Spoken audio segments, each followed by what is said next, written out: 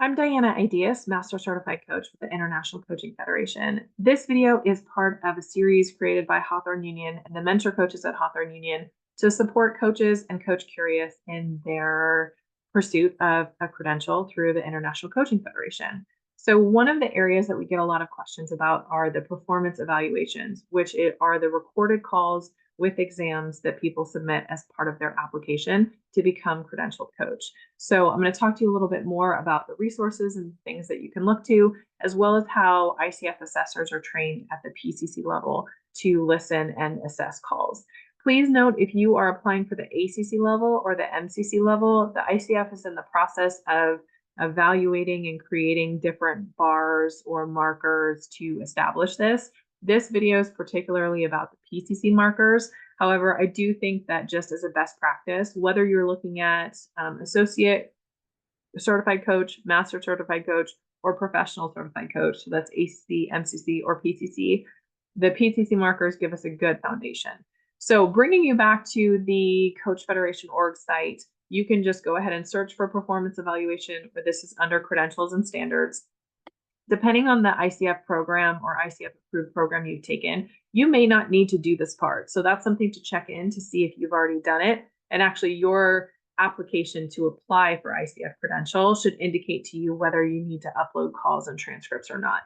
But if you're in the situation, whether you took a non-ICF approved program, in which case we have a separate video for you in this series, or you know that you didn't complete your performance evaluations as part of your program, this is a part of the application process that your mentor can talk you through, but also that people tend to have questions about. So the coaching sessions themselves are between 20 and 60 minutes, and they can't be edited. So it has to be unedited, and also that transcript. If you're at the ACC level, you're looking at 1. If you're going for PCC or MCC, you need 2. And then as far as preparation, the ICF wants to ground you in those ICF core competencies, the ICF ethics, and then also make sure that you have taken a look at the minimum skills requirement and you've gotten a release from your client to use the call for your performance evaluation. So, at the point that you're watching this video, you're probably recording and practicing, but those are just a couple things to be thinking about in the session itself. You want to ground it in the competencies, and you also want to make sure that the call is at least 20 minutes, but not over 60. So the ICF Core Competencies is how the programs that are ICF approved are designed. So this is here, this information is here. If you don't already have it, you can expand into this and take a look. One of the areas I want to focus on today, because this creates it's so important with in coaching sessions, is establishing and maintaining agreements. So even if you're an experienced coach, sometimes coming back to the ICF competencies, especially because they've been updated to be more inclusive and more culturally relevant. So grounding you in these competencies for your coaching practice and also your coaching sessions can be very valuable. So a lot of the establishes and maintains agreements are actually about the contracting and what you're looking at. But this kind of the 3.6 to 3.9, these are the things that are actually happening in the individual session, in addition to the agreement that happens, for the duration of how many sessions you're having. So the reason I'm calling you to this is because sometimes people get confused between what's happening with the ICF core competencies and the PCC markers. So we're just going to look at this as an example. So you see, are we partnering with a client to reconfirm what they want? What do they need to address or resolve? How are we measuring success for this session? And then are we partnering with them to manage the time and the focus of the session? So these are very much grounded in the coaching presence, in the belief that clients are resourceful and whole, that it's a coaching role to partner with the client, that you're not coming in as a consultant or as a therapist or a leader with your expertise, but really holding the space to manage as coaches. But one of the things that the ICF wanted to do, based on looking at how do we make assessors more consistent, how do we make sure that we're measuring coaches on measurable behaviors, the PCC markers is a way that assessors look at and kind of translate between the core competencies to behavioral measures for the coaches. Now, the caution here is to not use the PCC markers like a checklist, but it's to know that these are some of the things that assessors are looking for. And I do think it's important for you to know what you're being evaluated on, because there may be things that you are or aren't doing in your coaching, and then that impacts your ability to become a credentialed coach. And hopefully you're talking to your mentor about these things. Hopefully your program covered these things, but there's a lot of things to learn. And at Hawthorne Union, we also have other resources. There's a YouTube video of me going through the PCC markers and giving examples of language. There's a shorter video called Structure Bookends, which talk about structure your coaching sessions. There's a number of coaching sessions, podcasts, resources, things like that. So if we can help you at Hawthorne Union, there's also examples through the International Coaching Federation. Know there's a lot of information here. But for the sake of this video, I'm going to call you to the PCC markers. So if I was assessing a call as a ICF assessor, what I'm looking at is, ethical practice and coaching mindset are integrated throughout. But first and foremost, calling you back to that establishes and maintains agreements. You'll see this language, 3.1 and 3.4, is not the same as, but it is also similar to the core competency language from 3.6 to 3.9.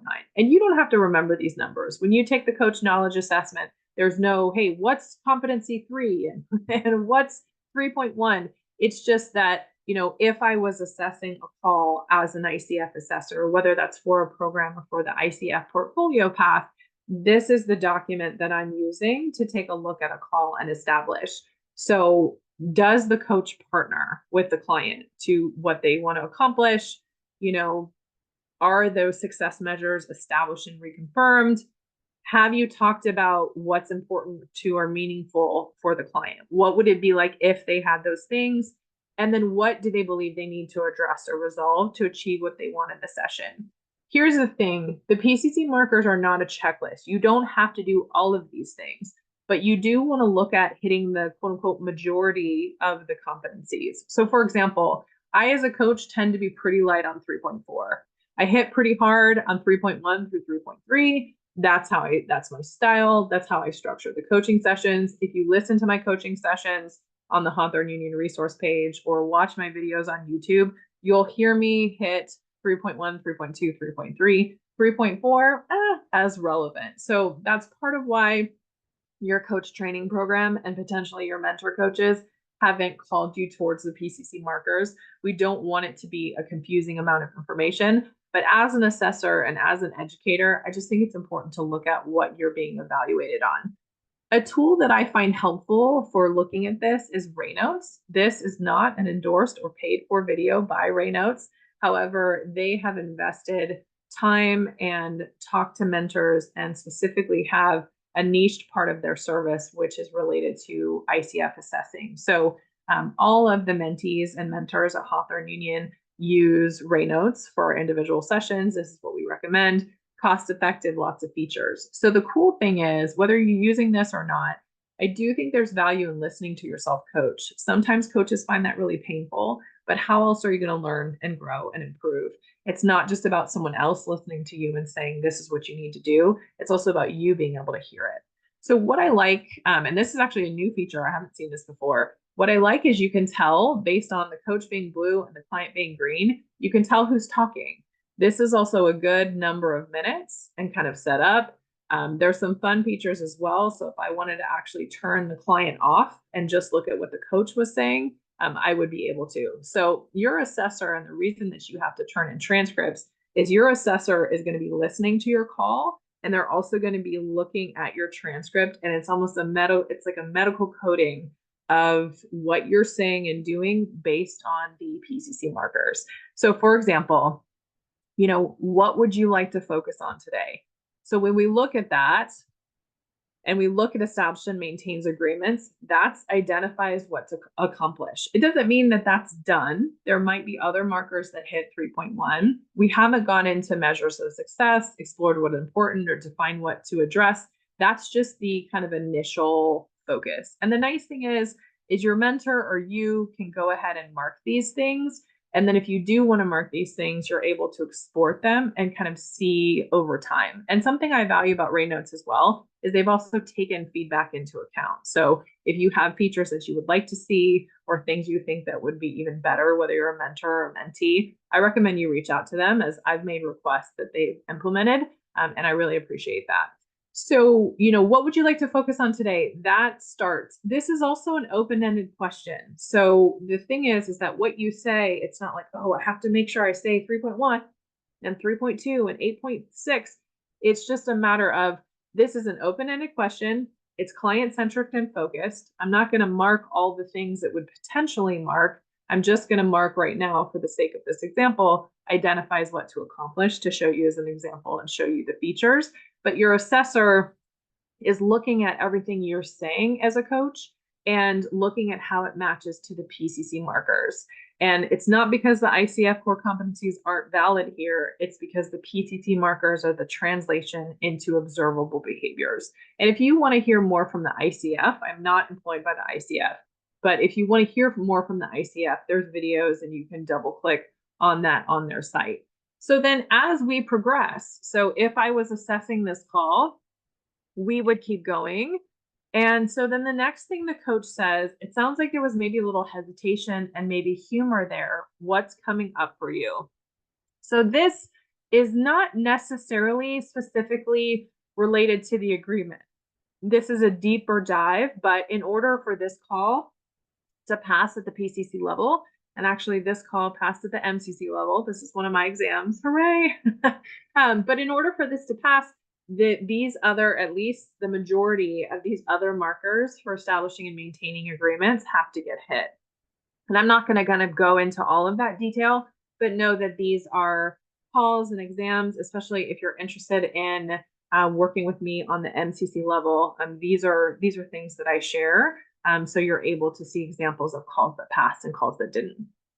So looking at hesitation and humor, that's starting to look at cultivating trust and safety. So, this is potentially an area where the coach is showing support, empathy, and concern, but also more specifically, it's an acknowledgement of expressions of feelings. So that's 4.3.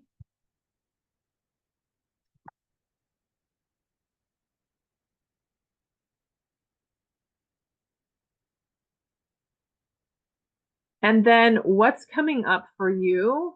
Partners inviting client to respond. Now, what's probably also present here, or what's present here in my interpretation, is there may be other markers present here. So your assessor is trained to go look and say, okay, is this an example of someone responding to the whole person?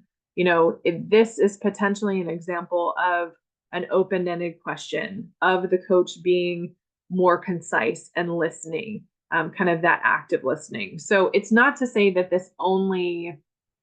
that the competencies go in order, right?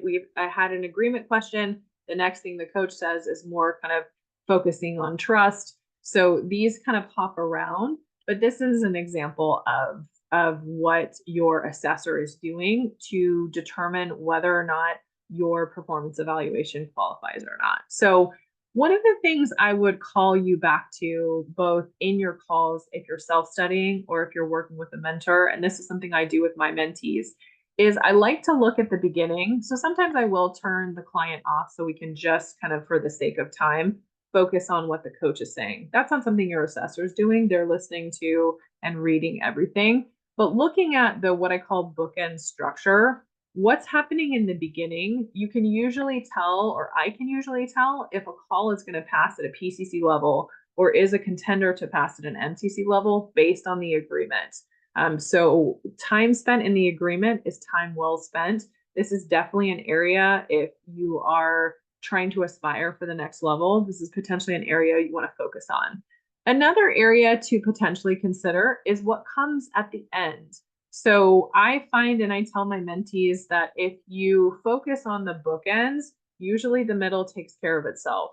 That's not always the case. You may have development areas in different areas than I did, but I found that structure on the beginning and the end was very helpful for me. So one of the things we want to do, you set that agreement at the beginning. How are we exploring progress? So if we just skip to closer to the end here, let's see.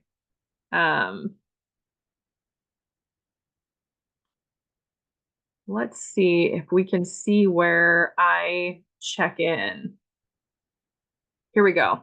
Is there anything else you want to make sure we examine as we look at your clarity in your relationship with charging and pricing? So this is where it's 8.1. Hey, we said we were going to do this. How are we doing it? This also is an example of using the client's words, which is another competency. So what I'm not doing today, just to not make this confusing, is I'm not marking the multiple competencies that you would. But the nice thing is that whether your mentor is using this or whether you are using this, it's an opportunity for you to do that double click and that deep analysis. Now, that's not something you need to do. The simpler version is to just call you back to the PCC markers and say that these are, if you're applying for the PCC level, this is a place where you want to potentially ground yourself. As a mentor, I recommend you ground yourself in competency 3. You ground yourself in competency 8. How are you structuring at the beginning? How are you structuring at the end?